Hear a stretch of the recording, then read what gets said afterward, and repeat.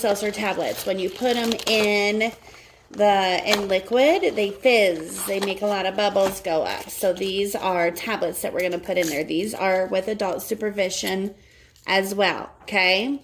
So what I'm going to do is I'm going to take my materials, but first, before I do all this, we're going to become scientists again, okay?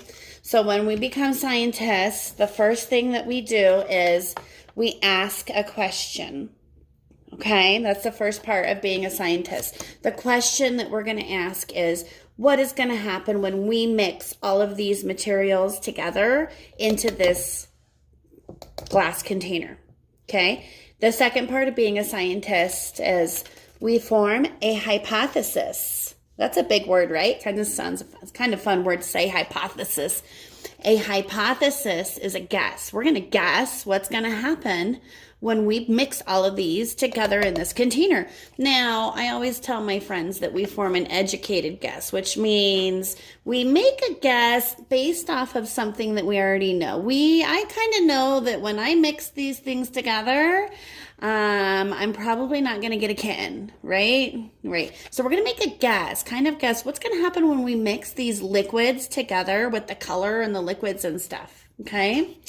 The third part of being a scientist is testing. This is the fun part. This is where we get to do it. We get to mix these materials together, okay? So I'm going to take my lid off. I'm going to leave my lid off. I'm not going to put my lid back on for this. I don't think that would be a good thing. I'm going to put my water in. So the water is going to go in first.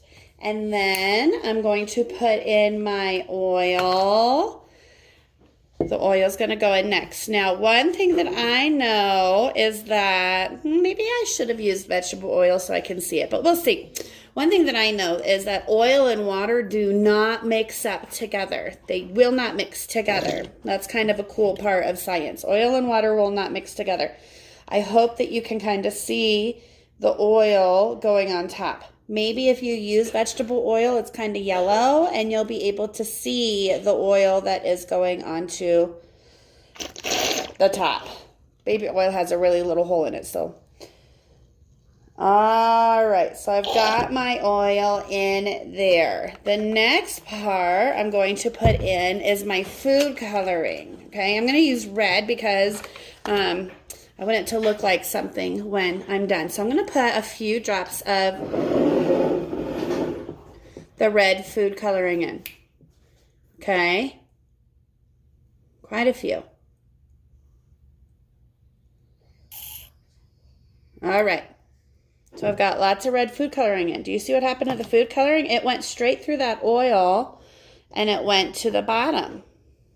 That's kind of cool. Kind of turned the water colors. All right, the next part that I'm going to do, and this should be the really cool part. This makes lots of bubbles. So I'm going to put this in there. Okay, and I want to watch what happens. And it should do something cool, hopefully. All right, the bubbles are going up. Wait, what? Do you see that? The bubbles are going up. And it's making the red go up. But then it's going back down. Do you see that? What is happening? That is so cool. I'll hold it a little closer. The red stuff is going up. That tablet is making bubbles and it's making the red water go up. But then the water, it goes back down. Why is it going up and down and up and down? Why do you think it did that? Okay, so while we're doing this, while your thing is making bubbles, the next part of being scientist is observing and documenting. You can do this by taking a picture of it. You can do this by drawing a picture of it. You can draw what you see on a piece of paper. That's observing and documenting. And then the last part of our science experiment